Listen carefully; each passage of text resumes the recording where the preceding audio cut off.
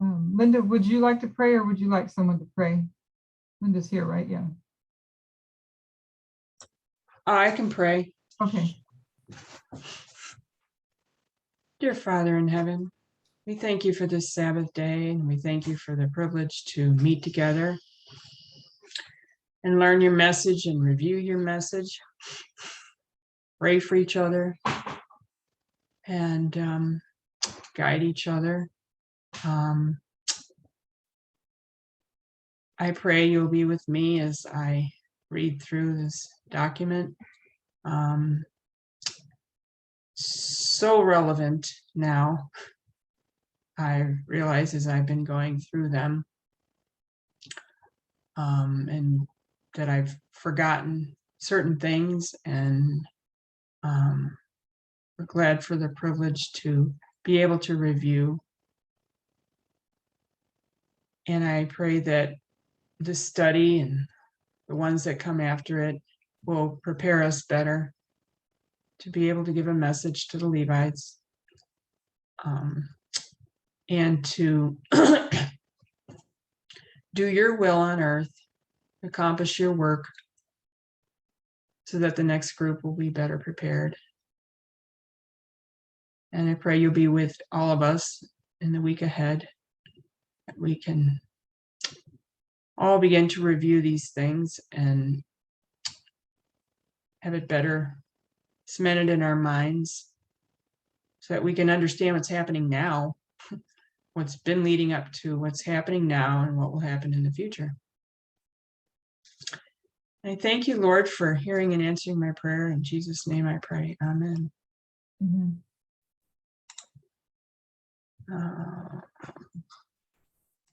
Okay. There it is. Okay. I reviewed the first two videos from the previous year in 2018. So I'd, have a better grasp of what came before this. We'll begin this study by laying some foundational work. It's hard for us to go into and understand or teach some of the things we want to address, and going back to the beginning and reminding us where we started. So I want to go back to Acts 27, just briefly lay out its structure. This won't be comprehensive. This was done in France at the end of last year. Study has developed since then, so there are a couple of other points I want to highlight, which may be new to us. But besides that, we still need to understand these lines, or at their basic structure, to form some of our later arguments or conclusions. We're also encouraged to be familiar with the studies done late last year. In Elder Parminder's classes, he's spending some time discussing methodology, and that methodology is really the foundation for these studies.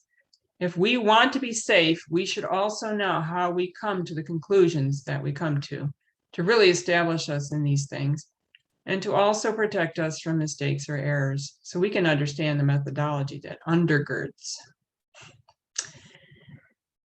We'll begin in Acts 27. We won't go into every detail and prove every point, but rather refer back to last year's studies.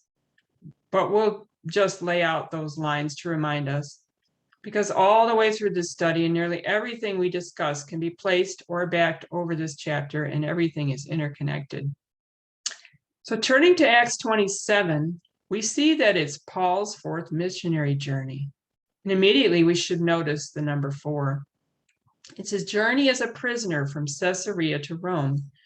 And in Acts 27 and 28, particularly focusing on Acts 27, it is going to give us the story of 2 ships.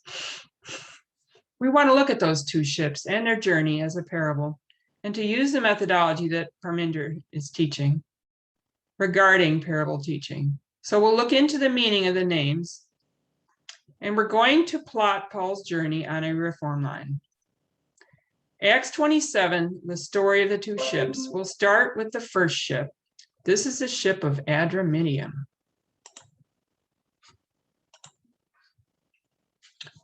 What does Adramyttium mean? Abide in death. So it means to abide in the condition of being dead. So if you were to abide, what does that imply? If I went somewhere, I went into a house, and then I abided in that house, it means you're already there. Noah Webster's dictionary, we want to note the third definition. It says to continue in the same state permanently, to be firm and unmovable. So this ship of Adramyttium, when Paul begins his journey, it's in a dead state before, and then something comes or happens, and it chooses to abide in that same dead condition. It's not changing, so the ship abides in death. It's already in death, and it's going to maintain that same condition. We mark the beginning of its journey at Caesarea. And what does Caesarea mean? It means to be cut out. So this point in time, you can notice that this ship abides in the same condition. You can also mark a cutting out or a separation. As we would note at the time of the end, it would refer us back to the story of Daniel 2 and the cutting out of that stone from the mountain. If we went to Acts 24, 24, and 25, this is what Paul is experiencing in Caesarea as a prisoner. He's not going to remain idle, but has a message to give. And after certain days, when Felix came with his wife Drusilla, which was a Jewess, he sent for Paul and heard him concerning the faith in Christ. And as he reasoned of righteousness, temperance, and judgment to come, Felix trembled and answered, "Go thy way for this time. When I have a convenient season, I will call for thee." So at this point, Paul gives a message, and what message is that? This is the first angel's message. How many parts does the first angel's message have? 3. The 3 angels' message is encapsulated in the first. What reaction does Felix have to this? Ellen White says in Acts of the Apostles that he's reminded of his guilt. He saw himself as cruel and immoral, and never had the truth been brought so into his heart. And his soul was filled with terror, and all the secrets of his crimes were opened before God, as he saw that he was going to be judged. And this caused terror, fear, and Ellen White says he trembled with dread. So the reaction of the first angel's message is one of fear. He saw that he was going to be judged. Ellen White said that when he rejected this message, he never received another call from God. This message was life and death.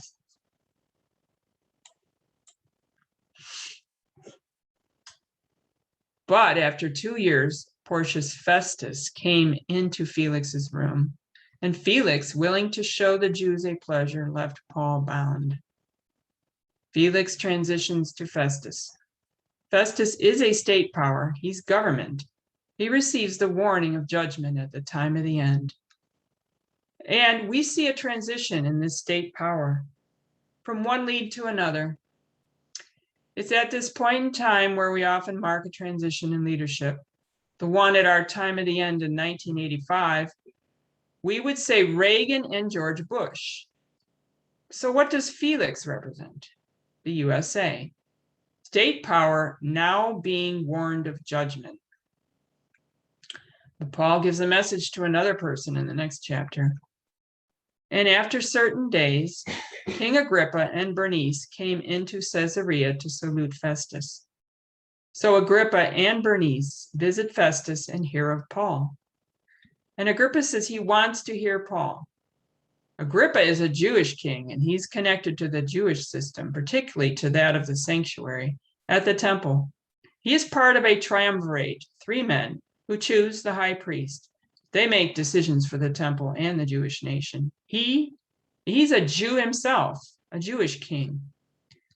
In verse 22, we find Agrippa saying unto Festus that he wants to hear the message of Paul. And in the beginning of chapter 26, Paul begins to speak to Agrippa. And what message does he give him in chapter 26? He lays open prophecy. He showed how Jesus was prophesied in the Old Testament scriptures. Does anybody else want to read, or I'll just continue? We want to note a couple of things that Paul says to Agrippa that he could not say to Felix or to Festus. He says to Agrippa, Acts 26:3, I know you are an expert in all the customs and questions which are among the Jews. Agrippa is well acquainted with that system. He's a part of it. And then he says, for the king knoweth of these things, before whom also I speak freely. For I am persuaded that none of these things are hidden from him. For this thing was not done in a corner. King Agrippa, believest thou the prophets? I know that thou believest. You will find it interesting that the core message to Felix you can tie to chapter 24:24. And the point to Agrippa in verse 26:26. Paul says to Festus, pointing to Agrippa, that Agrippa knows what I'm talking about. Festus has accused Paul of madness, and Paul says in his defense, I'm speaking freely to Agrippa because all I'm doing is telling him what he already knows. Because these things might have been hidden from you, but they were not hidden from Agrippa. Because Agrippa already had the prophecies. Not only did he have them, he believed them. And the life of Christ had not been hidden from him because he already knew and believed in the Old Testament scriptures. So the message is given to two people, Felix and Agrippa. We want to note Agrippa's history, his father's. In the life of Paul, page 255. Ellen White is speaking of Agrippa in response to Paul's message. Again, it's one of fear. But it's not only his own sins he's reminded of. He's reminded of 4 generations, his great-grandfather, his great-uncle, his father, and himself. 4 generations, and it's not only his own sins he's reminded of, but he's reminded of 4 generations that killed the prophets and ignored the prophecies. His great-grandfather, Herod, killed the children of Bethlehem. It was Herod that spoke to the wise men and had the babies and children killed. His great-uncle, he calls him Antipas. But this is the Herod that killed John the Baptist. Then he's reminded of his father Agrippa, who killed the apostle James. And he saw these as judgments of God. The judgments of God that fell on his fathers because they disregarded the prophets. He was reminded of all this and then his own sins. But she says he put all these thoughts aside. And while he said he was almost convicted, he refused to surrender his pride.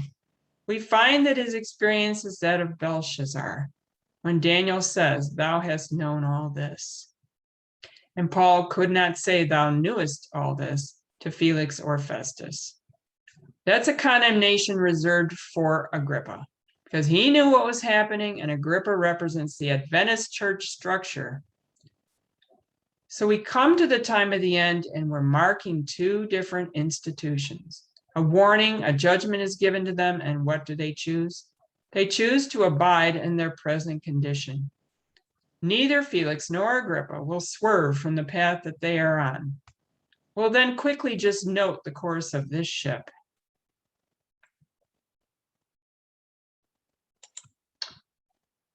Next, it takes us to Sidon. Sidon in the Bible is mentioned in connection to 2 other powers. Here are a few references: Isaiah 23:2, Jeremiah 25:22, and Joel 3:4, and Ezekiel 28-29, both chapters. We will find that it is mentioned in context with the threefold union. And if we went through those verses, we did that last year, we found Sidon is a representative of the false prophet of the USA. So Sidon at this point marks the USA at 9/11. And we see in the verses that this is where Paul was in Acts 27. And the next day we touched at Sidon, and Julius courteously entreated Paul, gave him liberty to go unto his friends to refresh himself. So Ellen White says that this was an oasis for him in his journey. And we'll note in verse 3, it calls it a refreshing. And what concept does refreshing give us? That of rain. And at 9/11, we would mark the beginning of rain. This period between 1989 and 9/11 is the plowing. Then we have an early rain marked at 9/11, a refreshing. The next stop for the ship is under Cyprus. Please note two things. We marked the fourth generation at Caesarea, time of the end, and we got that from the story of Agrippa. He represents the fourth generation. We come to Sidon. It is this is Noah's great-grandson, the fourth generation. When we come to Cyprus, Kittim, and Kittim is Noah's great-grandson, the fourth generation. We have 3 times on this reform line from Caesarea to Sidon to Cyprus. It's marking the fourth generation. We find in the book of Acts that there's 2 false prophets connected with Cyprus. One is Simon Magus, the other is Bar-Jesus, also known as Elymas. So at this point, we mark a false prophet externally. There is an external false prophet as well as an internal false prophet. Elymas or Bar-Jesus was separate to the early Christian movement in the book of Acts. He never claimed to be part of them. He's external in that movement. Simon Magus is internal, a baptized member of the new Christian church. Ellen White puts him in connection to Ananias and Sapphira, Demas and Judas Iscariot. She says that all of these people show that false brethren will be found in God's church to the end of time. So we can mark at Cyprus an external and an internal false prophet. We considered the meaning of the name Cyprus, and it's connected to the concept of purity. To be fair or be pure. And to be fair means to be clear. Like a clear blue sky or clear water, it doesn't have any impurities. So it's this concept of purity and completeness. If we were to go to early writings, Ellen White talks about the living testimony. And what does the living testimony mean? She's talking about Millerite history and the company that left the fallen churches. And she says these people had the living testimony. So if you have a living testimony, you have a testimony that you're living from the inside out. It's purity, a clean life, to have no spot within you. So we connect the concept of Cyprus, which means to be unpolluted, the concept of the living testimony, meaning unpolluted, and what Ellen White talks about, the living testimony, she is describing the condition of the Millerites at the midnight cry. And we connected the midnight cry to the experience of Cyprus.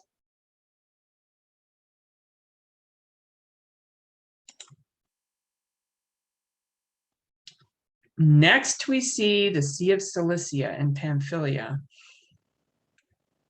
And when we had sailed over the Sea of Cilicia and Pamphylia, we came to Myra, a city of Lycia. So after sailing under Cyprus, they sail over the Sea of Cilicia and Pamphylia. And what does Cilicia and Pamphylia mean? Cilicia means to overturn, and Pamphylia means a nation made up of every tribe. And when do we mark this experience? What's the nation that's falling after the midnight cry, or Panium? This is the USA. After the midnight cry, we mark the fall of which head of Bible prophecy? The fall of the 6th head and the rise of the 7th. Ellen White says God has given plenty of evidence that he can establish kingdoms and overturn kingdoms. And after the midnight cry, which we'll rephrase as Panium, we mark the fall of one head and the rise of another. The fall of the USA and the rise of the 7th head, the UN. It's interesting, we're kind of in the middle of that process right now, or toward the end of it, actually, with the political situation in the United States.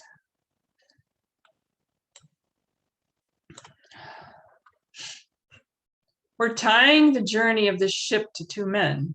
At the very beginning at Caesarea, they give us the theme, what this ship represents.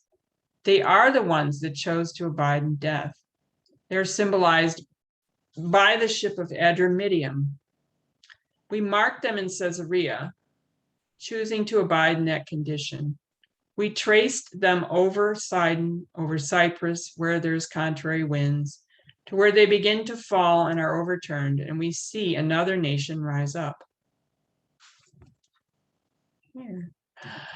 You can already see the transition in the heads. Externally, it's simple. We already teach the fall of the USA is completely fallen by Sunday law and the rise of the UN.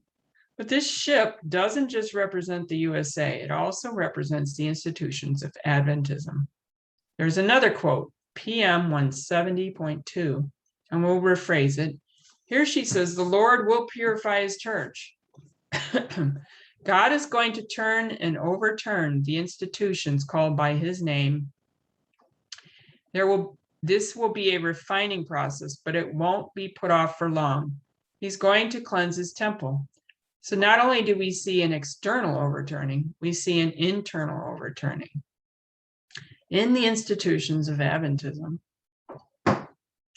Externally, it's the institutions of the USA. Internally, it's the institutions of Adventism, ending at the Sunday law, which is symbolized in Acts 27:5 by Myra, a city of Lycia.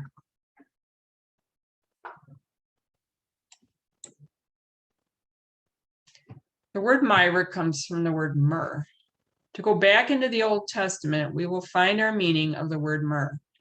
The Greek word in Acts 27 just takes you back to the Hebrew. So we have to go to the Old Testament to define myrrh. And the concept we see from that is bitterness. It means to distill in drops. It's extracting. It has those two concepts, an extraction and also bitterness. So we mark Myra as a representative of bitterness. And Lycia, you can trace to a couple of different meanings. Its name gives us two concepts. One is an idea of a wolf. It may not seem like these two meanings are related, but they are. One is the concept of a wolf, as in cruelty and destruction and greed. The words used in its definition are the same words that Ellen White uses to attribute to Felix. Some of them don't translate well. They're essentially the same words that Ellen White attributes to Felix, which is the same concept of being a wolf. It also comes down to color. In Thayer's, we find the meaning of light, and it's this idea of being white, but it's not any type of white. It's light. It's really bright. So the concept is not just a white, but a bright white. It's a brilliant, glowing white. And what they tie it to is the color of ripened grain. So when the people left the city of Lycia, they looked over their harvest and they would identify the color in the same language. And it's believed this is where the word came from the idea of their ripened harvest. They weren't just white, they were more golden, like ripened grain, brilliant and golden.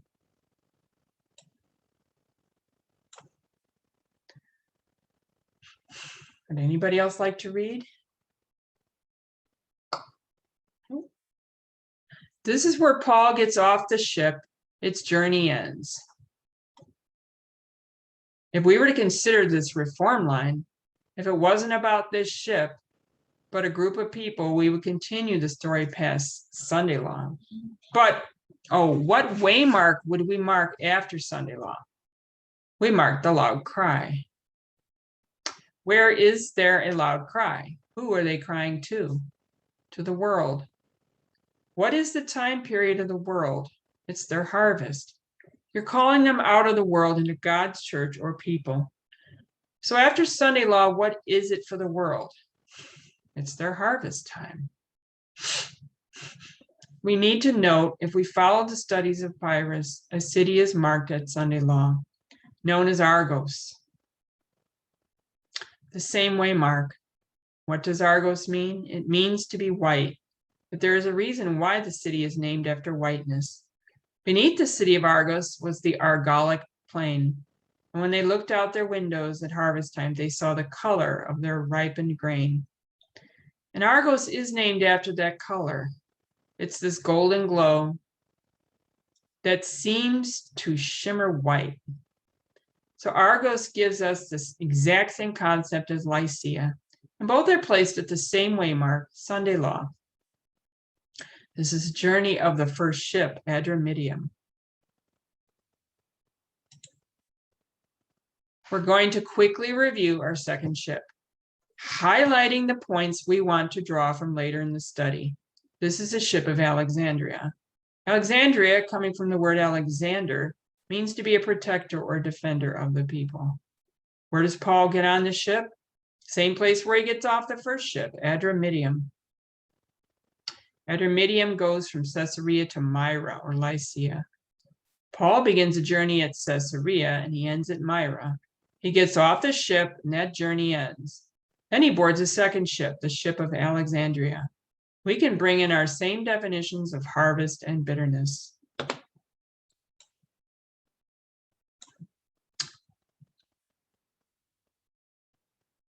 We're skipping part of the journey. We're going back and explain those points. We go to verses 13 and 14. It takes us to a period in history where we identify the blowing of the south wind. Ellen White tells us they should have been warned by that south wind because soon after the south wind blows, Euroclydon is coming. The meaning is from Euros, east, and Clydon, a little cyclonic seasonal storm. It's representative of an east wind. And where do we mark east wind? Where do we place that? At 9/11. We're going to skip some history and go back to Acts 27 and place a few waymarks, and then we're going to fill in the gaps. Acts 27:13, and when the south wind blew softly, supposing that they'd obtained their purpose, loosing thence, they sailed close by Crete. But not long after, there arose against it a tempestuous wind called Euroclydon.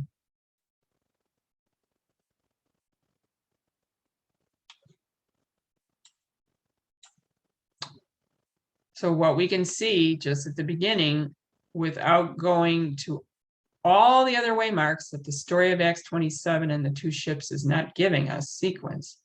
It's not one ship showing you history and the other ship continuing that history. Instead, it's a different concept. It's showing us a repeat and enlarge.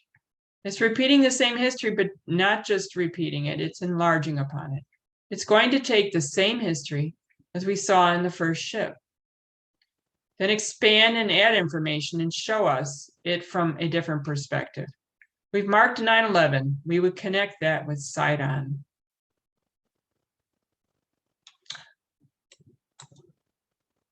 We're going to fill in our gaps. We step back to just prior to Euroclydon. Where were they in verse 8? And hardly passing it, came unto a place which is called the Fair Havens, nigh whereunto was the city of Lasea. Lasea means wise. We would mark the wise at Lasea. They stayed at this port for some time. They were going to stay here. Then they make the decision to begin the journey. So it marks another beginning. They sailed before, they arrived at Lasea. They spent time there, they planned to stay, but then they decide that it's not a good enough port. And those that undertake this voyage at a bad time of year to get somewhere more favorable. We mark the wise in the story of the 10 virgins beginning in 1989. Again, it's the time of the end.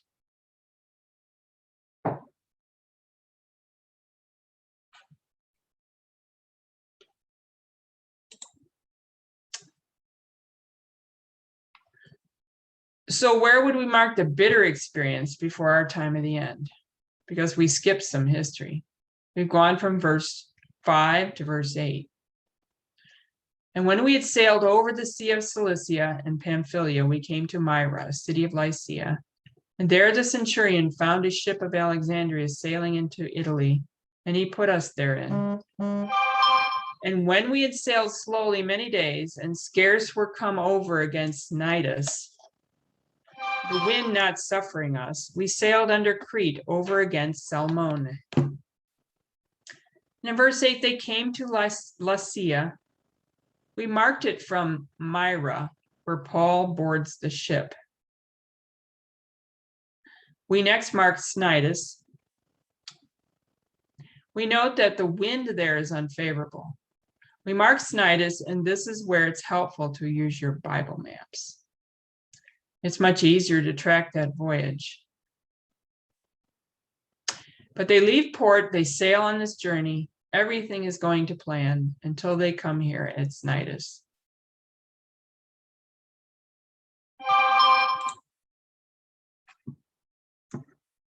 So what does the ship do? There's unfavorable winds. External circumstances are not to their favor. They're going on their course until here.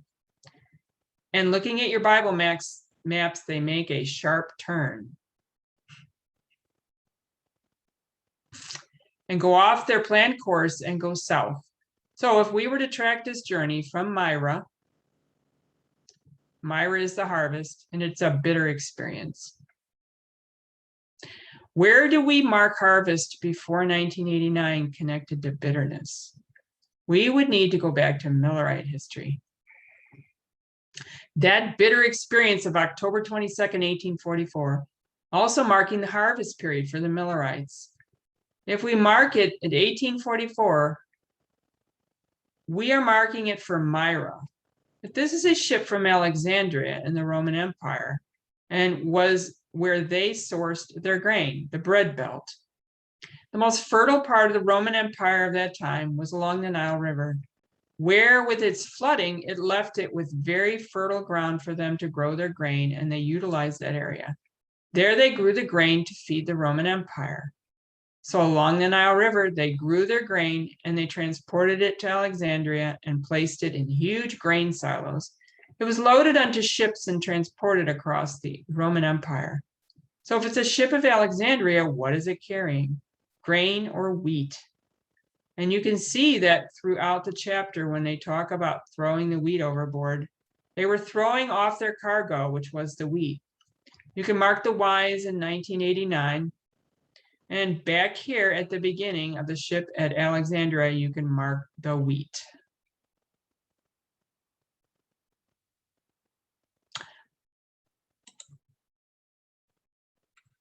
So what we can see in this story is, again, the story of a ship. We need to note this important point.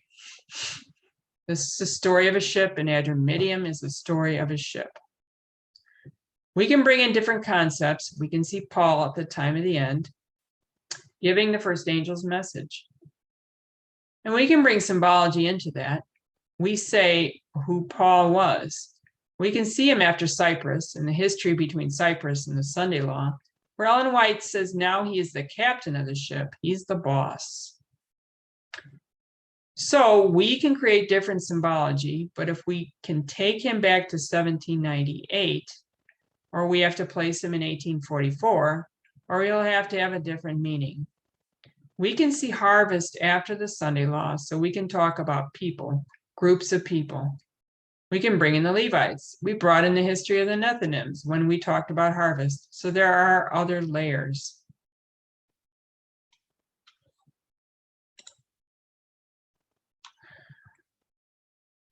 But the primary story of Acts 27 is the story of two ships. The story of Alexandria is going to tell us the story of the good ship. We can draw lessons from those on the ship, but it's primarily the story of the ship itself.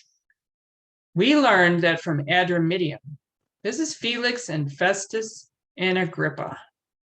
They are people in that history. They're not people in the Alexandria history, so much as they are for the institutions. The first ship is the story of an institution and structures, as much as we can draw their lessons.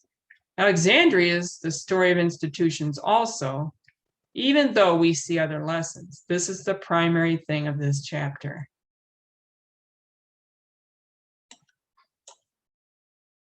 So the ship of Adramyttium, is that positive or negative?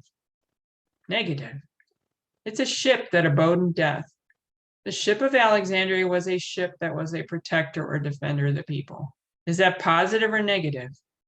Positive. What institutions are protecting or defending the people in 1798? The USA. What else rises up in 1798? Adventism. So what is the theme of our second ship? The USA and SDA. Two institutions. And the exact same theme as our first ship, but from a different perspective. One is negative and one is positive. Alexandria is positive. It protects and defends the people, which was the role of the USA coming out of 1798. It was supposed to be a place of refuge for those who wanted religious liberty. Also, the story of God's church, Adventism. So they have the same theme. They're both telling a story of these institutions. Even though Alexandria is a good ship, it sailed from 1798 to 1844. It's on course. There is external circumstances and it goes off course. When did these institutions go off course? 1863. And what history is 1863? The midpoint of a civil war. The American Civil War with external circumstances. Later in our study, we're going to come back to this concept to talk about the Civil War and what was happening in the US and with Adventism and within Adventism. What we need to see is the ship goes off course in this history, not just internally with the rejection of the 2520, but the USA also goes off course. And through this history, these institutions are inseparable. We can mark their connection at every waymark. Ellen White says that the USA, the lamb-like beast, rose out of the earth in what year? 1798. Alexandria is the lamb-like beast in 1798. It is rising up. We also know that this is the time of the end and the beginning of Adventism and an increase of knowledge. We come to 1844, there is a bitter experience. We mark it internally. We know the experience of the Millerites, but what happens to the USA, to the lamb-like beast? It lost one of its horns in 1844. So we can bring both of these institutions to this waymark, and both go off course in 1863.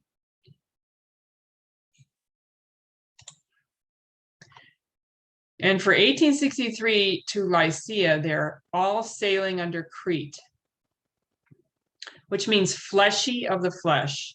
We can also place Salmone, but we won't review those names today. They bring us to 1989, Lycia. Then we mark the east wind. From the east wind, the ship is damaged. From this east wind forward, it's barely floating. It's in a damaged condition.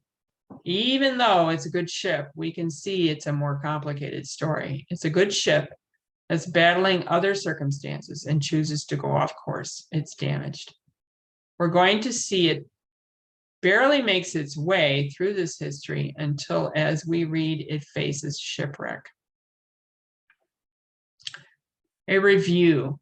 In Acts 27, there are two ships. The ship of Adramyttium abides in death, and it's representative of two institutions, the USA and SDA. And we trace them from the time of the end, 1989 through 9/11, Panium to where they end at the Sunday Law. We marked their overturning between Panium and the Sunday Law.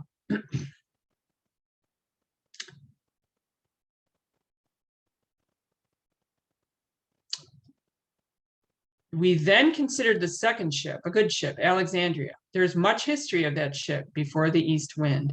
We identified it took us back to 1798, the story of those same two institutions, but it's going to give us more information and from a different perspective. In 1798, they are the protectors and defenders of the people. They sailed from 1798 to 1844. And in 1863, they went off course internally and externally. Then they sailed from 1863 to 1989, which we all know is a 126. They set sail after 1989 because there is a south wind that is favorable to the ship. What happens after 1989, after the south wind? There's favorable circumstances for the ship. The King of the South is falling from 1989 to 1991. The USA is the world's only superpower. As a favorable south wind that Ellen White said that it should have been a warning because the east wind was coming. And at 9/11, the ship is hit by a cyclone, severely damaged. And it barely makes its way through to shipwreck. In our next study, we're going to consider the rest of that journey and pull out a couple more points. Then we'll move from Acts 27 to where it takes us in history. And that history is primarily to teach us about these winds, particularly the south wind.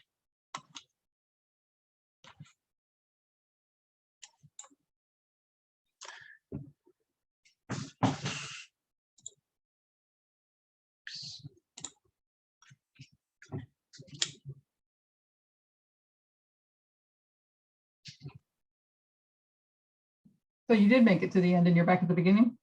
Yep. Okay, that was the last one. Okay. Any comments or questions? It's good review. Something that answered me that I got mixed up, because we do need to remind ourselves of these things often, is how to place Paul when it comes to getting on the second ship. So he's not on the second ship at the beginning, because I know that I was mixing that up one day out of lack of memory. The ship begins at Alexandria. It's the ships begin at Alexandria and they sail to Rome. So this is an Alexandrian ship that sails to Rome, and he gets on the ship of Alexandria. If I saw when you laid it out, or when it's laid out, that he gets on the ship at Myra and Lycia, right? Lycia. Yep. Yeah. So good reminder for me. But the two ships being the two institutions of Adventism in the United States. I don't know, let anybody else comment if they don't. I don't know if you're up to it, if you're prepared, if you want to try to do number 2, since we have a lot of time. I could. I've actually watched up to video number 9. I got so enthralled in it. It's like, oh, I want to see the next one, Yeah. So I was doing the last 2 days, as I had time. I got to the 9th one and it got kind of complicated. Plus it was late at night last night, and I probably need to rewatch that one, because it takes some more complicated twists and turns in that video. Which title was it? I don't remember. She was talking about, Seleucus and Antigonus. Okay. And she was talking about how Antigonus was Hillary Clinton. And then she takes it at another point to Seleucus, and she's identifying who Seleucus is. So there's like 2 different stories within that video. Yeah, and maybe. Yeah, it's the best I can explain it as. And in the first 2 videos, she's kind of describing some basic things, Oh, I don't know if you see this, but I kind of switched screens. Which you wouldn't see if I didn't do it the other way. But anyway, I had wrote down some notes about, where it talks about how they undergird the ship and what that means and how it's line upon line. And she goes through, the initial meanings of what all the names of those people mean, like Antigonus. I mean, not Antigonus, like, Paul and Aristarchus, what all those things mean. And I don't remember if she refers to all that again later, but it's a nice review to go back to the first 2 in 1989, where she kind of lays out some foundational things and then builds upon it in this series. But yeah, I can do the second one. Okay. Yeah, 9 was Ipsos. That's what I thought. I'm looking at it. Yeah. It was Ipsos. Linda? Yeah? Linda? No, I really enjoyed that presentation. Can I ask one favor real quick? Uh-huh. I was screenshotting it and I missed the very first slide. Could you put that one back up for a moment? Okay. David, these are all posted on the website, right?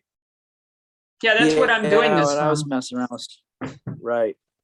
Yeah, it's what I'm actually on. I'm using what's on the website. Yeah. Okay. And then it goes, then you just scroll down and there's number 2. Okay. Okay, thank you. Okay. First, we're going to do a quick review on what we went through last week. We're looking at Acts 27, and much of what we're going to cover in future studies is built upon this chapter. We saw that it's the story of two ships. And instead of one history after another, those two ships are a repeat and enlarge. The same subject matter, but from two different perspectives. One is positive, Alexandria, and one is negative, Adramyttium. Adramyttium means I shall abide in death. It begins at Caesarea, which means to be cut out or severed. We find that here, Paul gives the first angel's message. It has the components of all three, encapsulated into one, and the response is fear for both Felix and Agrippa. Both of them show power. They're both powers, but over different institutions. Felix is purely state, and Agrippa is church. Felix is Roman, but Agrippa is a Jew, according to Ellen White. His control is over the temple, the role of the high priest, and its services. So we have Felix, who transitions to Festus at Caesarea. Oops. I got confused. Let's see. Where am I? Okay. Felix is Roman, but Agrippa is a Jew, according to Ellen White. His control is over the temple, the role of the high priest, and its services. So we have Felix, who transitions to Festus at Caesarea. So at this waymark, there's a transition between the two kings, Felix to Festus, Reagan to Bush, which becomes a pattern that we observe in the time of the end in various histories. That pure state power is the United States. Then we see Agrippa, which is church, in the fourth generation, in a family history that has killed the prophets. He represents Adventism. To repeat one of the conclusions we came to, we can see these are institutions. They're people, but what they represent is not a person so much as the institutions. It's separate and distinct from people. We're dealing with the structures of the United States and Adventism.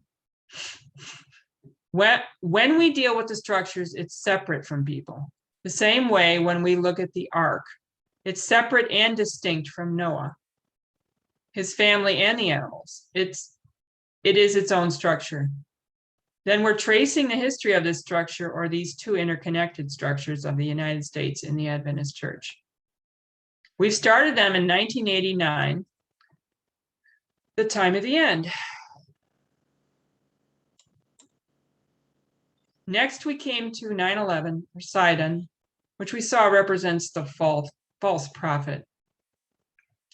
Then we mark at 9/11 the fourth generation and Sidon, with Sidon being the great-grandson of Noah. Then we came to Cyprus, which comes from the word Kittim. Kittim was the fourth generation, a great-grandson of Noah. Sidon and Kittim were cousins. We mark Cyprus as Panium, or the Midnight Cry. We went to Millerite history to see that at the Midnight Cry, Ellen White talks of the living testimony. At this point, there's an overturning that begins in both of our institutions. The United States is easy to see. At Panium, we see the fall of the sixth head and the rise of the seventh. Because we know when we come to Sunday law, the sixth head ends and the seventh begins. But what we can see is the fall of the sixth head is a process. It doesn't happen in a day. That falling or overturning begins at Panium. If we have time, we'll discuss how and why this happens and what it looks like when we say that the United States is overturned. Who enforces the Sunday law? The United States. So does the United States have more power after it's overturned or less? We need to consider what this means and what it looks like. It's not enough to just mark something. More and more, we're going into prophecy and also starting to discuss what that looks like in our history. It's overturned. We see the fall of the United States and the rise of the UN, and it's finished at Sunday law. So if this line represents the Adventist Church in the United States, it can't take you past Sunday law. This is where the ship ends, because this is the end of those institutions as we would identify them. We discussed the external, the United States overturned. We want to discuss what happens to Adventism in this history, and if we have time, we'll do that. That's the first ship, and now we'll go to the second. Paul gets on this ship at the same place that he got off the first ship, at Myra and Lycia. We brought down the same meanings of those words, which was bitterness and harvest. We saw that this bitter experience can also describe the experience of the Millerites. On October 22, 1844, when they had eaten the little book and it was sweet in the mouth and bitter in the belly, and they applied that verse to their experience, we can also mark the harvest. But this isn't where the ship began. The ship began at Alexandria, where it's loaded with wheat and set sail, heading to Rome, because it's going to bring all of that grain that was growing along the Nile Delta to feed the Roman Empire. This is going to the city of Rome, and we can note the time of year. It's autumn, and they're coming into winter, which is why they need this food.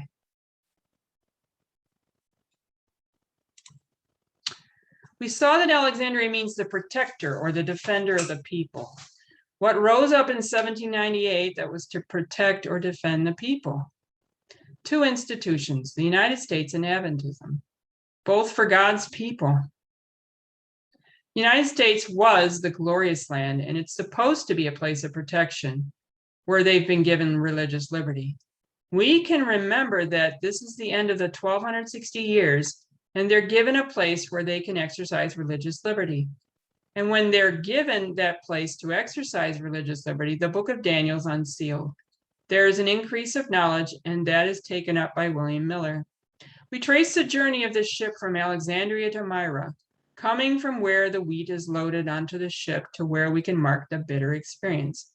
They sail past that date and they come to Cnidus. Here. And the ship goes off course. Adventism went off course in 1863. They rejected the prophetic message.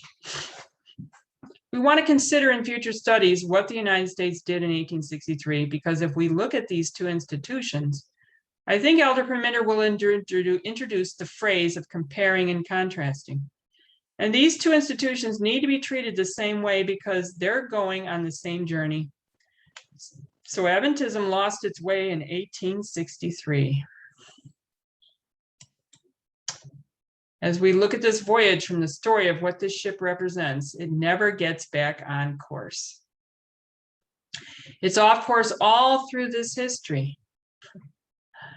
So when we look at Adventist history, we know that 1863 is the beginning. And by the time we get into our history, many people don't know the prophetic message. Many people have never heard of the 2520. Many people in Australia don't even know what the 2300 days is, let alone the 2520. There are pastors who've never heard of a close of probation. So we come into our history and there's a lot of ignorance, which makes us consider another subject we're going to come back and tie into this line. Do we have clarity today on what the United States was meant to look like? Or are we in the same amount of ignorance regarding the United States? Are they in ignorance about their own country as much as the Adventist Church is about their prophetic message? Oh yeah. 1863 to 1989 is a 126. They're sailing under Crete, which means fleshy. They come to Lycia, which means wise. And we're going to repeat the parable of the 10 virgins. The south wind is blowing, and we understand the activity of the king of the south from 1989 to 9/11. We're going to study the history of the king of the south, particularly 1989 to 1991. Then they come against Euroclydon, an east wind. And this is where the ship takes a beating. Upon leaving Sidon, the ship entered contrary winds. And being driven from a direct course, its progress was very slow. At Myra, in the province of Lycia, the centurion found a large Alexandrian ship bound for the coast of Italy. And to this he immediately transferred his prisoners, but the winds were still contrary and the ship's progress slow and difficult. Says Luke, when we had sailed slowly many days and scarce were come over against Cnidus, the wind not suffering us, we sailed under Crete, over against Salmone, and hardly passing it, came unto a place which is called the Fair Havens. At Fair Havens, they were compelled to remain for some time, waiting for favoring winds. During this time, the Jewish season of navigation ended. Gentiles considered it safe to travel until a later date. There was no hope of completing the voyage. The only question now to be decided was whether to stay where they were or attempt to reach a more favorable place to spend the winter. The matter was earnestly discussed and was finally referred by the centurion to Paul, who had won the respectable sailors and soldiers. The apostle unhesitantly advised that they remain where they were. Said he, "Sirs, I perceive that this voyage will be with hurt and much damage, not only of the lading and ship, but also of our lives." But the owner of the ship, who was on board, and the majority of passengers and crew were unwilling to accept this counsel. They urged that the harbor of Fair Havens was but imperfectly protected from the wintry winds, and that the neighboring town, being so small, would afford little occupation for 300 sailors and passengers during a stay of several months. Port Finis, but 34 miles distant, had a well-sheltered harbor and was in all other respects a far more desirable place in which to winter. The centurion decided to follow the judgment of the majority. Accordingly, when the south wind blew softly, they set sail from Fair Havens with a flattering prospect that a few hours would bring them to the desired harbor. All were now rejoicing that they had not followed the advice of Paul, but their hopes were destined to be speedily disappointed. They had not proceeded far when a tempestuous wind, such as in that latitude often succeeds the blowing of the south wind, burst upon them with merciless fury. From the first moment that the wind struck the vessel, its condition was hopeless. So sudden was the blow that the sailors had not a moment in which to prepare, and they could only leave the ship to the mercy of the tempest. Can you stay there for just 1 second? Oh, okay. I just wanted this kind of stuck out at me. I think we all know it, but it stuck out at me, and it gives us reminds me of the need to understand things in context and using the methodology rightly. And it was when it says they sailed under Crete. I think it was in the first paragraph when they sailed. Yeah, we sailed under Crete, fourth line there, kind of in the middle.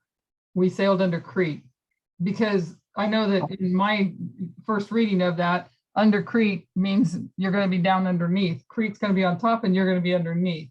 But does everybody remember what it meant contextually to sail under Crete? I think it meant sailing in the lee of. That what? It's a sail. It's sailing in the lee of. It's a sailing term. You sail under something to gain a calmer water. Like if the wind's blowing from the north, you sail on the south side of the island. If the wind's blowing from the south, you sail on the north side of the island. That would be in the lee side. The lee side's the side where the wind's really not blowing. It's broken up. It's blocked by some land. I think I get what you're saying. So under its protection. Under its protection. Yes. Yeah. So it actually was north of Crete. So it says sailed under Crete. So just our first glance reading, we would just go along in our own little minds, or I would anyways, in my own little mind, and picture the island Crete and picture the ship sailing underneath. But what it meant was under the cover of Crete, under the protection of Crete, and that protection was north of Crete. Okay. Right. It's all talking about sailing. Huh? Yes, you're right. It's all talking about sailing language.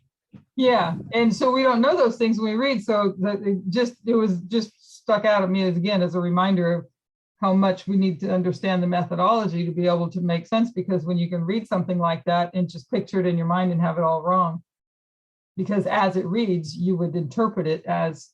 So there's so much information and so many pieces. But thank God for all the information that He has given us over the past few years, that we can learn to be able to read a little bit more accurately, carefully, and such. So anyways, it just stuck out at me, and I just wanted to bring that up.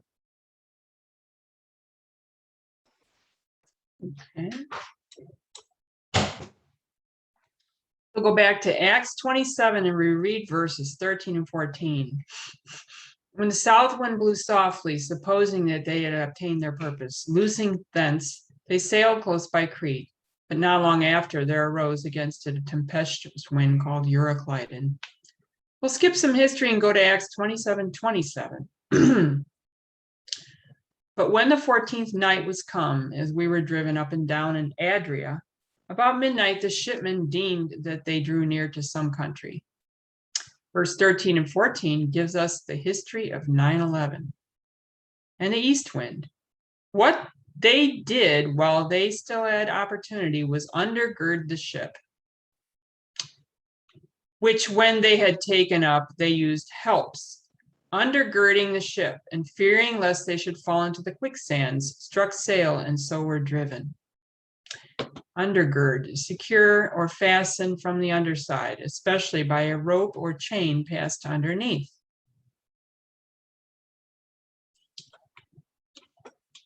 Look.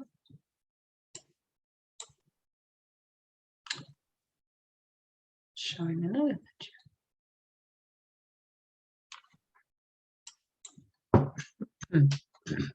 What we do in this history when you're hit by a storm is you would do this to the ship because the storm is pulling those boards apart and water's flooding through the boards of the ship. The ship is being strained so much, water's leaking through the sides. What they're going to do is they're going to take ropes and they will have 2 teams of men. They will go probably to the back of the ship and throw the rope over the back of the ship, and then 1 team on either side. Taking the opposite ends of the rope, we're going to round the rope underneath the ship and then pull it tight. So 1 team would stand on one side and 1 on the other side, and they're going to meet in the middle. Like a tug of war, they will come together, tightening that rope around the ship and pulling the boards back together again. They're not going to do that once. They're going to do it over and over and over again until the ship is held together by ropes or line upon line upon line. That's the only thing keeping this ship floating, because Ellen White says it's still leaking water, but it would have never stayed afloat without being held together by these ropes. They bring those boards back together just enough to stop the flow of water, but it's not more than what they can pump out. So this message holds it together. Yep. Up till that time, up till the Sunday law. Yep. Gotta be a nice little map here. And there's Crete. Mhm. Storm caused ship to lose control and wander sea for 2 weeks. I think I said Crete, I meant Cyprus. He said talk about Cyprus. Because they are under Crete in that one. I still have things confused, you guys, so don't listen to me sometimes, okay? Oh yeah, there's Cyprus. Over Cyprus. The same thing with Cyprus, because I remember that specifically, that the under, but it didn't mean that they went under. My Over fault. one and under the Yeah. other. Just my great need for review. Thank you. Now they're going through a period of time where they're more and more afraid that there is no hope. Ellen White says in this history that those people on board the ship, or those other than the few Christians, they lost all hope of survival. We'll now read verse 21 to 24. But after long abstinence, Paul stood forth in the midst of them and said, Sirs, ye should have hearkened unto me, and not have loosed from Crete, and to have gained this harm and loss. Now I exhort you to be of good cheer, for there shall be no loss of any man's life among you, but of the ship. For there stood by me this night the angel of God, whose I am, and whom I serve, saying, Fear not, Paul, thou must be brought before Caesar, and lo, God hath given thee all of them that sail with thee. After a time they neared the small island of Clauda, and while under its shelter, they did all in their power to make ready for the worst. The boat would be their only means of escape in case the ship should founder, but while in tow, it was every moment likely to be dashed to pieces. The first work was to hoist it on board the ship. This was no easy task, for it was with the utmost difficulty that the seamen could perform the simplest duty. All possible precaution was taken to render the ship firm and secure, and then there was nothing left to do but to drift to the mercy of wind and wave. There was no place in which they could run for shelter. The wind was driving them, and even the poor protection afforded by the little island would not avail them long. Such was the disastrous ending of the day, which had begun with soft breezes and high hopes. All night the tempest raged and the ship leaked. The next day, all on board, soldiers, sailors, passengers, and prisoners, united in throwing overboard everything that could be spared. Night came again, but the wind did not abate. The storm-beaten ship, with its shattered mast and rent sails, was tossed hither and thither by the fury of the gale. Every moment it seemed that the groaning timbers must give way as the vessel reeled and quivered under the tempest's shock. The leak rapidly increased, and the passengers and crew worked constantly at the pumps.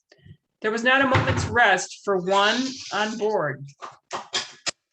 The third day, says Luke, we cast out with our own hands the tackling of the ship, and when neither sun nor stars in many days appeared, and no small tempest lay on us, all hope that we should be saved was taken away. A gloomy apathy settled upon those 300 souls, as for 14 days they drifted, helpless and hopeless, under a sunless and starless heaven. They had no means of cooking. No fire could be lighted. The utensils had been washed overboard, and most of the provisions were water-soaked and spoiled. In fact, while their good ship was wrestling with the tempest and the waves talked with death, no one desired food. In the midst of that terrible scene, the apostle retained his calmness and courage. Notwithstanding, he was physically the greatest sufferer of them all. He had words of hope for the darkest hour, a helping hand in every emergency. In this time of trial, he grasped by faith the arm of infinite power. His heart was stayed upon God, and amid the surrounding gloom, his courage and nobility of soul shone forth with the brightest luster. While all around were looking only for swift destruction, this man of God, in the serenity of a blameless conscience, was pouring forth his earnest supplications in their behalf.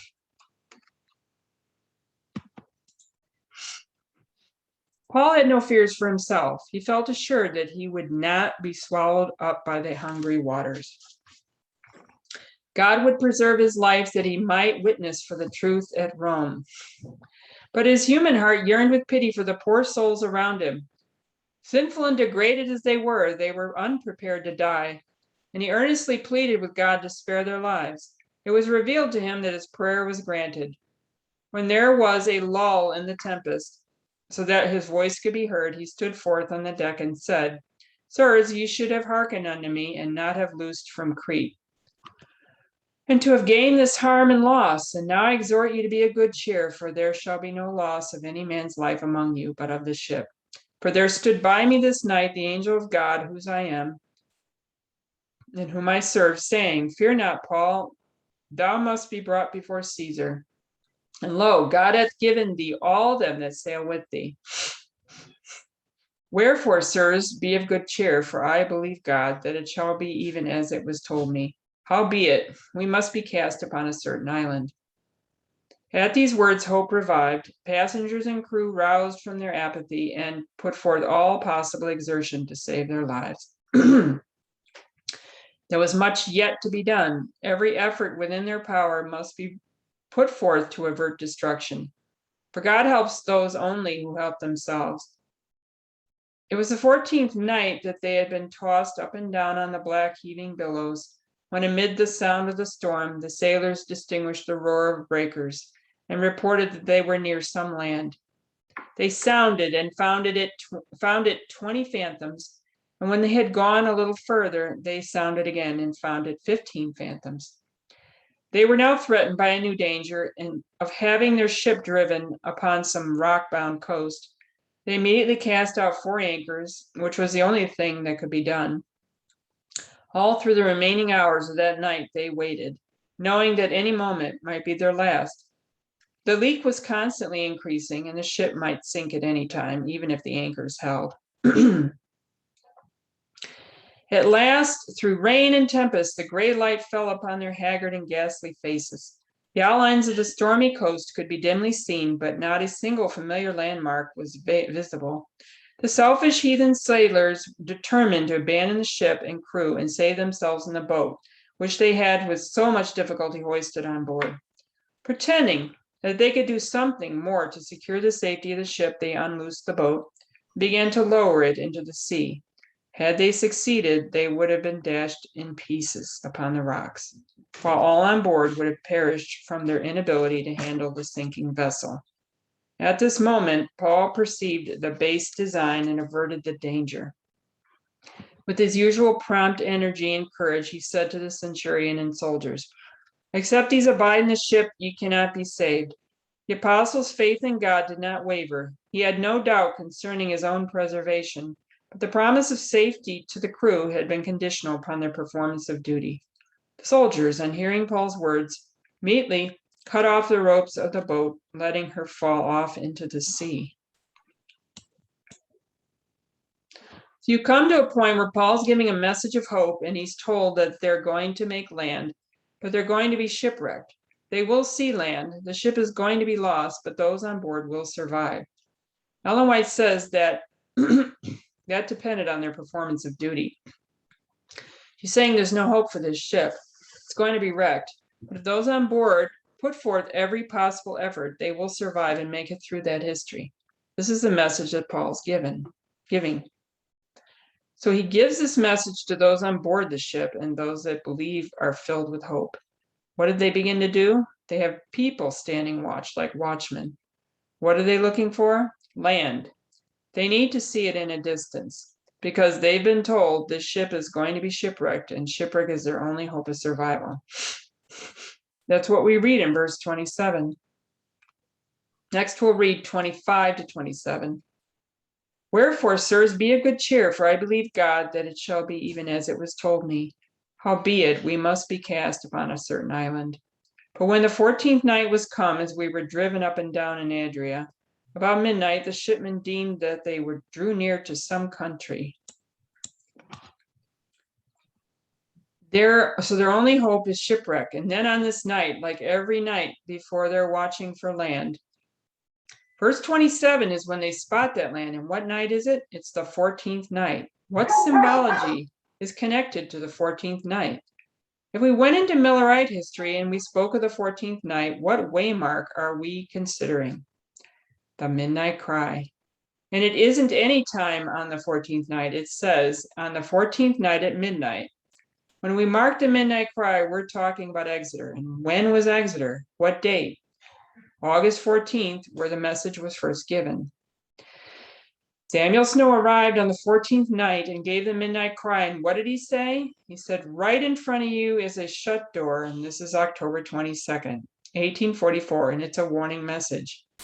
What they are being warned about in this history is shipwreck. When it comes to the ship in our first line, what is Sunday law? It's a shut door. It's the end of their journey. When we bring that down to the second ship, we find the same end at shipwreck, Sunday law, and a shut door. But prior to that, the warning is given, and they're told that this is right in front of you. And now you can see it, it's visible. This is Acts 27:27, a doubling, and it's on the 14th night at midnight, when they're giving the midnight cry. It wouldn't be stretching the story to say there would be a cry go up over the boat when they spotted land.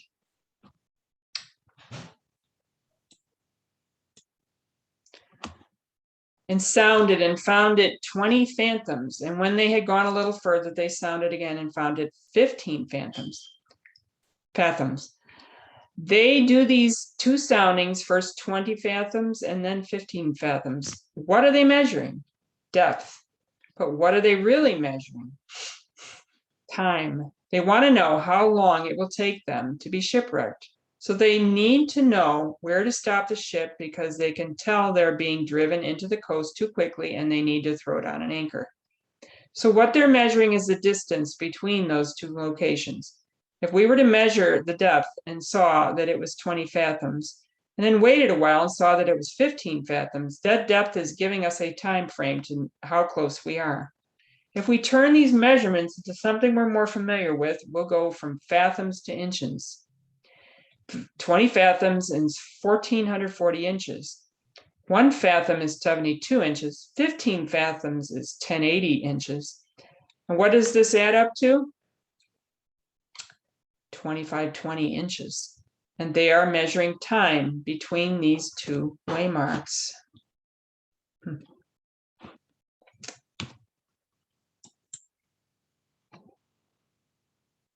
So we'll go to Acts 27:39 to 41, 44, and 27:39. And when it was day, they knew not the land, but they discovered a certain creek with a shore, into which they were minded, if it were possible, to thrust in the ship. And when they had taken up the anchors, they committed themselves unto the sea, and loosed the rudder bands, and hoisted up the mainsail to the wind, and made toward shore. And falling into a place where two seas met, they ran the ship aground. And the fore part struck fast and remained unmovable. But the hinder part was broken with the violence of the waves. And the rest, some on board, some on broken pieces of the ship. And so it came to pass that they escaped all safe to land.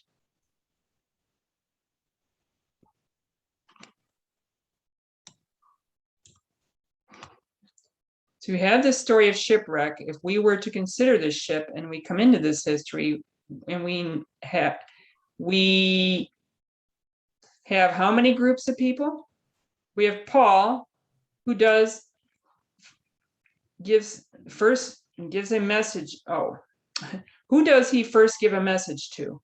First of all, when we come to this history, we call it midnight. When Paul has a message, he takes it to the ship. These people are not the Christian believers, because in verse 2, it lists for us the Christian believers on this ship. And entering into a ship of Adramyttium, we launched, meaning to sail by the coast of Asia, one Aristarchus, a Macedonian of Thessalonica, being with us. So who is on the ship? There's Paul and Aristarchus. These are our Christians. There is another believer, Luke. You will notice in verse 2, he says Aristarchus is with us. So we know there is someone else, but Luke is silent about himself. His name isn't included, but he records this chapter. He doesn't speak of himself. But it is through his writings that we have the book of Acts, and that was Luke. So there are 3 Christians, and when they get on board this ship, they begin to give the gospel message. They give that in this story from 1989, when Paul begins to warn them of the danger they're in. They're not listening to him. Who does he give that to? The remainder of the people on the ship, all those remaining. We come to this waymark, and it's shipwreck or Sunday law. Ellen White speaks about this, and when they're shipwrecked, some join with Paul in praising God. So you have division. Paul is giving a message. They come to this waymark and they stand on the beach, split into 2 classes. Some join with Paul in praising God. They've accepted his message, but some don't. So you see 2 groups, and then what do?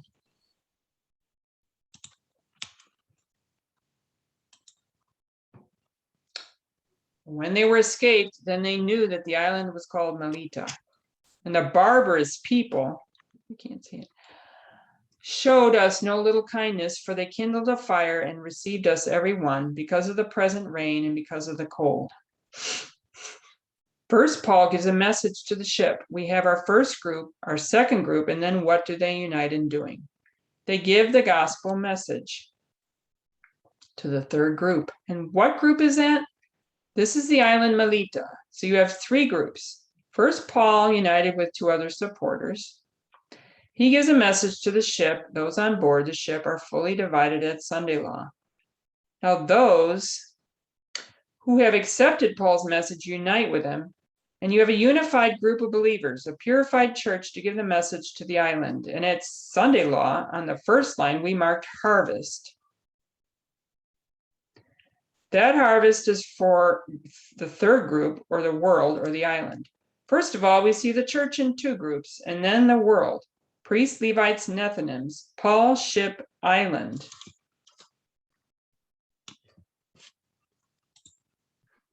This brings about another point for our first line, this overturning, and you see what is rising up from Panium to Sunday law. The sixth head. The US falls as the seventh head of the UN rises. But what does this seventh head look like? When it's the sixth head, the USA, that enforces the Sunday law. So what does the seventh look like? Because the US has more power after Sunday law than it had before. What are we marking, or what we are marking is a change, a transition, or a different period or cycle in the USA. It rose up with certain institution. They have fallen by Sunday law, but they're not necessarily gone. They changed in form. USA is going down, the UN is coming up. The sixth head is the USA. In what condition? It's a republic horn, but still a dominant force in the UN. We come to the seventh head. How is it different from the sixth? The sixth is USA over the UN. The seventh is the UN, and the USA is still the dominant force.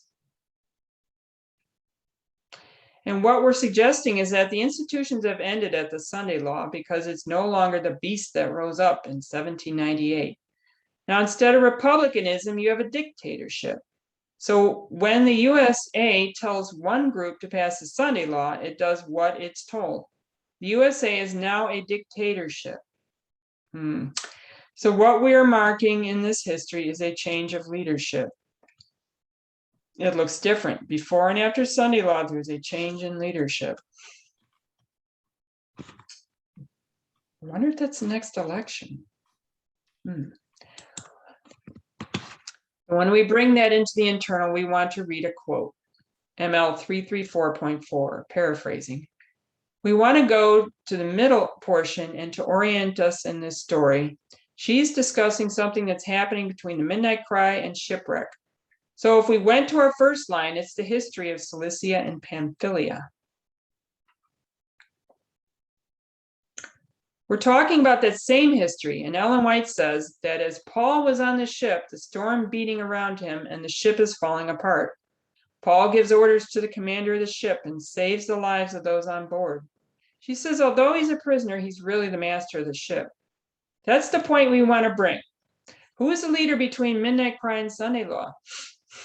Paul. So while you see falling leadership internally as well as externally, you have a new leadership rising up, and that leadership is Paul, even though he looks as a prisoner. So the leadership rising up here, much more visible than before, of that of Paul, and who does Paul represent? Priests, or the first group. So when we come to Panium, the priests begin to do a work. They're calling out the Levites, but you now see them as leaders. As though a prisoner, they actually are the commander or boss of that ship. It's an external and an internal change in leadership. And it made me think about how are we going to be prisoners? LP 265.2, Ellen White says they have no means of cooking. No fire could be lighted. The leaks were getting worse and worse. No one rested night or day. All are working to keep the ship afloat, and no one desired food. But what she says is that the good ship was wrestling with the storm. What does she say about the ship? What type of ship is it? It's a good ship.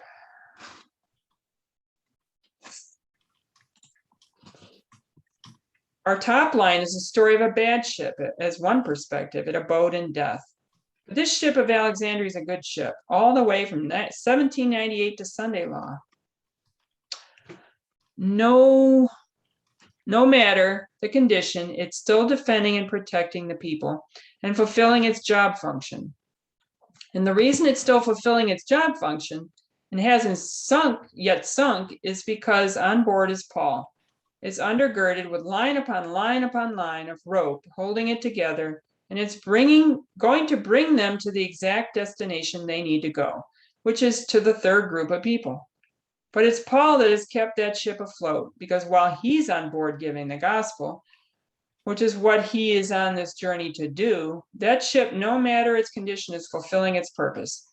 Even though the situation looks dire, it's fulfilling its purpose according to plan, and it's going to scrape through all the way to shipwreck, at which points it's no longer needed. The institutions are swept away.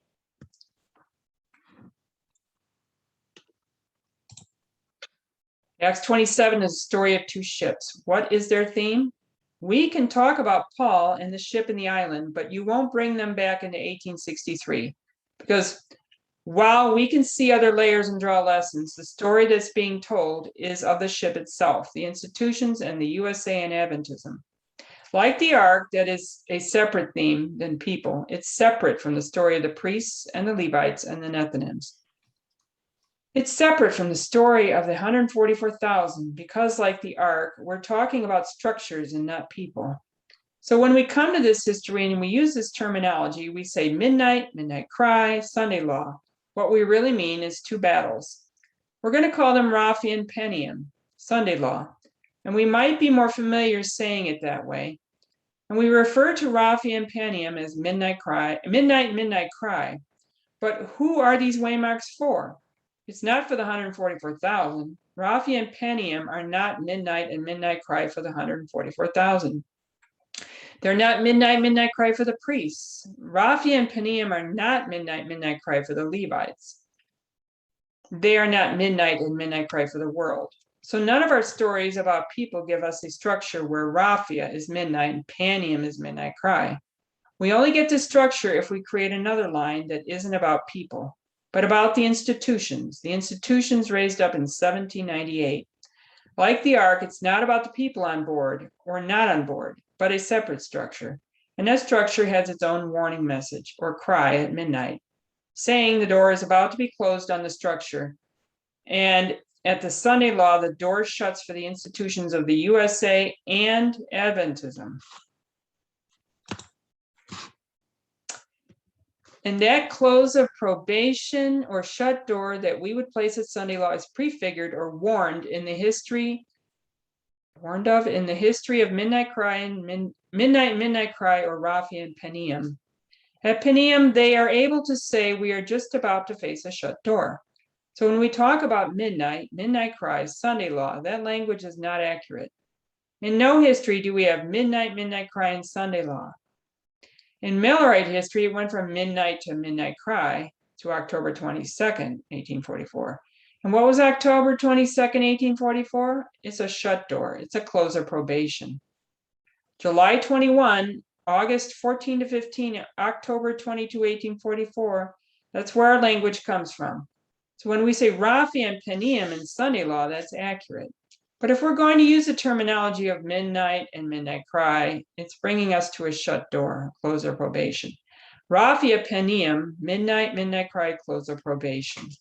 That is the story of the institutions, not any of our lines that show us people or the history of a group of people. A couple of things we want to bring out of this study: the overturning that takes place at Penium and Sunday law. And we want to see that we can say midnight cry, and close of probation. And we can say Raphia and Penium and Sunday law. This is one story. This is telling a story. Raphia, Penium, Sunday law. When we say that Raphia and Penium, Sunday law is a midnight and midnight cry, it's telling the story of the ship that has existed from 1798 and went through a difficult time in 1844, went off course in 1863, in the middle of a civil war, and sails through 126 years to the time of the end in 1989. The message of warning is given. It's ignored, the east wind strikes, it's held together by line upon line, it's preserved because of the presence of Paul, who is giving a message. And at the midnight cry, the 14th night, they can see land before them. They measure the distance and time, which came to a 25:20. It's giving them some concept of how close they are to shipwreck. And we see this cry is to tell them about the shipwreck of the institutions of the USA and Adventism. This is a shut door. It's the end of the story of those institutions, because after Sunday law, the USA takes on very different characteristics. Built into the story, we can still observe three things: Paul, the ship, and the island, the priests, the Levites, and the Nethinims.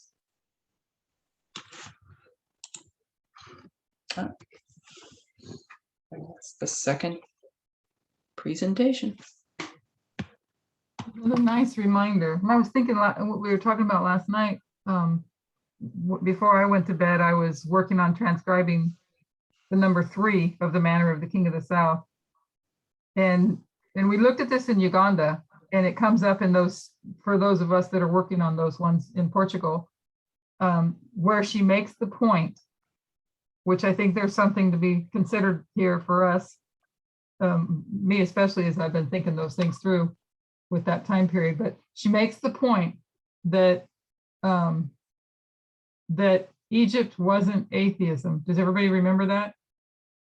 Yeah, Ellen White says it's atheism, and she goes through and makes the point and shows that it's not atheism, and that it was, and we talked about it last night, how it was a theocracy, but it was embodied in one person. So I just think that's a point to remember as we, you know, because this study here is looking at, taking us to the Sunday law, but not beyond the Sunday law. And I think early on in the study, I think the very first page is where it said that the United States enacts the Sunday law, but we know more depth now, or more detail of it, that it's not the United States as a whole, it's the Protestants that enact, it's the conservatives that enact the Sunday law. So you have those two groups, you have the conservatives and the liberals, and the conservatives enact the Sunday law. So when you go to the French Revolution, she shows the similar thing too, and how they went back to, they did burn their Bibles and all that, but then they went back to God in some form, however they did that. But there, that'll be the temptation to take reason without the Bible, you know, because they brought in the goddess of reason. So the people that will have this choice to make will be to reason with God, or to just reason without the Bible. So anyways, I just wanted to put that in our minds as we're thinking these things of what does that mean and what is it going to look like. So as we study, we can continue to try to better understand what goes on with the between the conservatives and the liberals as we press forward. Another thing that that was a good reminder as well is because we know that at Panium that the King of the North has a win, right? Has a victory.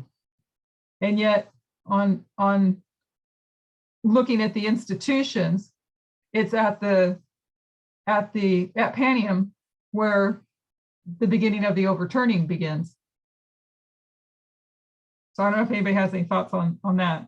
So you have the King of the North, or I mean the King of the South receives a deadly wound, and at the same time the King of the South, did I say it that way? The King of the South receives a deadly wound.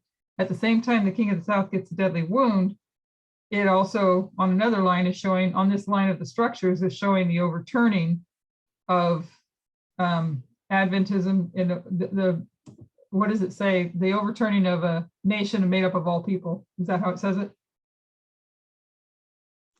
Above every tribe. Above every tribe. Thank you. Yeah. So just things to think about as we as we continue our trying to understand all these things. I wasn't trying to make a point. I didn't have a point to make, just other than that was something that struck me about the matter of the making the point that they were a theocracy in those histories. Egypt, Pharaoh thought of himself to be God. Darius was acting as God and king.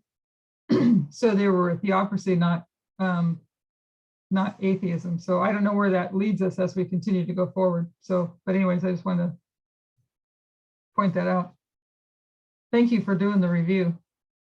I don't know if anybody else wants to jump on board and pick it up to the next open spot. We've done this review a couple of times and it's always been a blessing.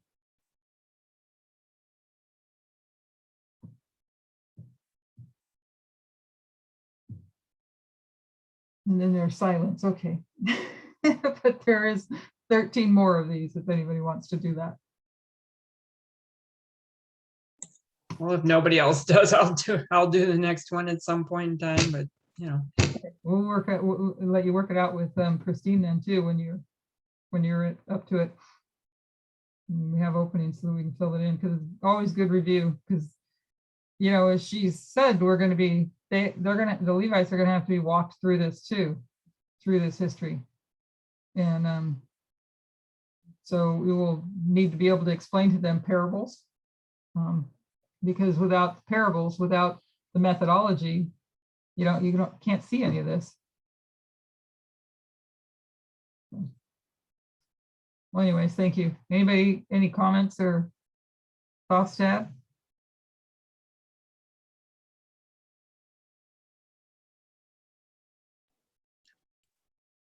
I really appreciate the review. Yeah, me too. It shows how much I need it, actually. Exactly. And this was known 2.5 yeyears ago. And Yeah, here we are 2.5 years later, and we don't even have our facts straight. yeah. It's like the facts get all mixed up in the cloudiness of my mind, that because it's so much information, it does get mixed up. But the repetition has really always been helping me.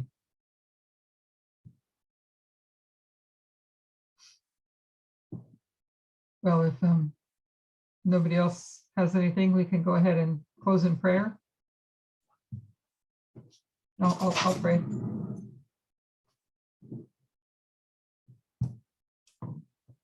Dear Holy God,